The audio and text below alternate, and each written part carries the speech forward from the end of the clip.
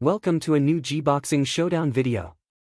Today we're going to talk about a fight that has everything to be spectacular, MASAMICHI YABUKI vs Ángel Ayala. Two boxers with completely different styles, but with one goal, to win and gain a better position in the division. We're going to analyze their styles, their strengths and weaknesses, the keys to the fight, and my prediction for who will win. So stay until the end and tell me your prediction for this fight in the comments.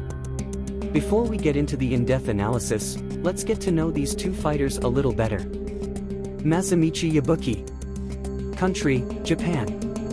Record, 17 wins, 4 losses, 16 wins before the limit. Former world light flyweight champion. His style is technical, precise, and with good reach. Ángel Ayala. Country, Mexico. Record, 18 wins, no losses, 8 wins before the limit. Undefeated young man with an aggressive style and punching volume. His style is constant pressure, high pace, and great stamina. Both have characteristics that make them dangerous, but their paths to success in this fight will be very different. Now, let's move on to a detailed analysis. MASAMICHI YABUKI is a technical boxer with good use of the jab, mobility, and precision. He is a fighter who is comfortable at medium and long distance, using his reach to punish his opponents. One of his best moments in boxing was when he defeated Kenshiro Teraji, taking the world title from him. In that fight, he managed distance well and landed very effective punches. However, in the rematch, Kenshiro adjusted and knocked him out, exposing some of his weaknesses. Yabuki's strengths. He has good footwork and distance control. He has a sharp jab and precise combinations. He has tremendous punching power for his weight, with over a 90% KO win rate.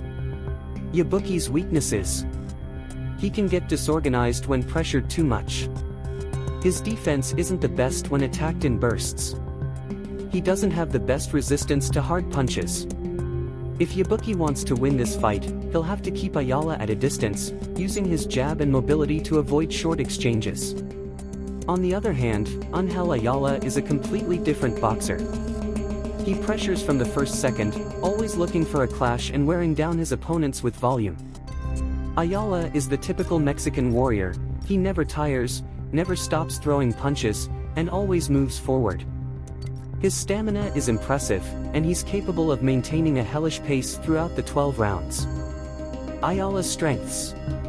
Very high punching volume. Excellent endurance and cardio. Body shots that severely wear down his opponents. Ayala's weaknesses. He doesn't have a devastating punch. He exposes himself too much when attacking. His defense isn't the best against technical fighters. If Ayala wants to win this fight, his strategy will be clear: go forward, relentlessly pressure, and force Yabuki to exchange punches at close range. Can Yabuki maintain his distance and slow Ayala down? Can Ayala close the distance without taking too much punishment? Can Yabuki's stamina keep up with the pace? This fight will be defined by how well each side executes their strategy. If Yabuki can take advantage of Ayala's defensive errors, he can land a knockout. But if Ayala can close the gaps and land his combinations, he could wear Yabuki down and beat him on the scorecards. After analyzing both, my prediction is that Ángel Ayala will take the win. Although Yabuki has the tools to make the fight difficult for him, I think Ayala's pace and pressure will be too much for him. If Yabuki can't control the fight in the early rounds, Ayala will push him to a pace he won't be able to sustain. That's why I see Ayala winning by decision or even a possible stoppage in the later rounds. This fight has everything it needs to be a spectacle. A clash that could give us one of the best fights of the year in the division. But now I want to know your opinion. Do you think Yabuki will be able to prevail with his technique, or will Ayala overcome him with her pressure? Let me know in the comments.